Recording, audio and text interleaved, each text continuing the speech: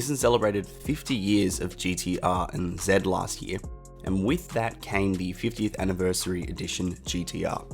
The 50th edition comes in at 209,000 Australian dollars and sits in the middle of the range, below the hardcore Nismo Track edition, but above the premium and premium luxury models. So the 50th brings with it mainly cosmetic changes with the heritage era two-toned exterior colour scheme, including a revamp of the R34's classic Bayside blue colour with a new 4-layer Wengan blue colour with white stripes. The shoes of the 50th are forged 20-inch raised supplied wheels which have the blue touches along with the blue tinged titanium exhaust tips. The exhaust has multiple modes, quiet or boring mode and the loud mode in a nutshell, which actively enhances the sound for happy times. Under the bonnet is the usual 3.8 litre twin-turbo V6 that the R35 offers, that has revised turbocharger tech, transmission recalibration, electronic suspension, steering and braking upgrades, putting out 419 kilowatts of power and 632 Nm of torque. Nissan claims this will be good enough to get the GT-R to 100 km an hour in under 3 seconds. Inside, there is a two-tone twilight grey leather fit-out which trims everything from the seats to the door trims and the dash fascia. And it is comfortable. I mean really comfortable. For a supercar, it doesn't get any more comfortable, which isn't something you would expect from a 200k plus twin-turbo monster that does 0 to 100 in under 3 seconds. Sure, it means the seats are heavier, but it does make the perfect everyday cruiser. The tech inside could definitely do with some updating.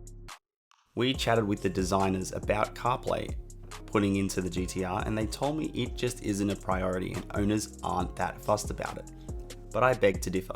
The head unit is dated and can get frustrating to operate, which will be solved with the addition of Apple CarPlay and Android Auto.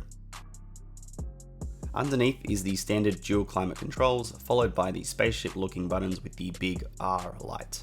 These buttons enable the different drive modes to be triggered, with R mode being the most wild.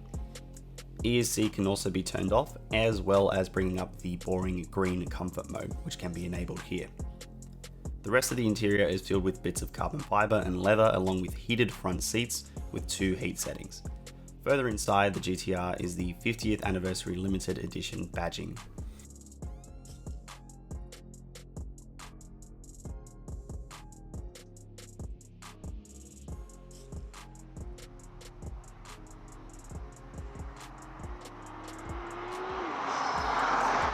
So what's it like on the road? Well, this varies. In comfort mode, it is a peach to drive, with the 2020 models arriving with a Bilstein Damptronic system, making the car more settled on bumpy roads with little discomfort and more control. This system works with double wishbone front suspension with aluminium arms and multi-link rear suspension, making the ride sharp but also comfortable. The experience is enhanced by hollow front and rear stabilizer bars. Comfort mode can feel a bit sluggish as the car takes its sweet time to sort the gears out and put the power down, but it reacts quick enough to overtake unexpectedly. After all, it is a GT-R. Then we move into R mode and things get a little more interesting. The throttle sharpens up immediately with the intention of eliminating any lag the car previously had. The 6-speed dual clutch transmission comes with rev matching in manual mode, which can be selected by shifting the gear lever to the side or just by using the paddles. Gear changes are insanely snappy and almost seamless in R mode. The paddles and tranny make the new GT-R a solid track weapon, without lag from manually shifting gears and the rev matching system when downshifting into corners. Brakes are a floating 2-piece rotor affair. They have diamond pattern ventilation for cooling and are 390mm at the front and 380mm at the back. Monoblock calipers are super rigid 6-piston in the front and a 4-piston at the rear. The all-wheel drive system has a patented independent rear-mounted transaxle. It integrates the transmission, differential and all-wheel drive transfer case, making the GT-R very sticky on the road. It plants itself down well and knows precisely when to transfer power to each wheel. On a spirited drive, it feels as planted as a potato.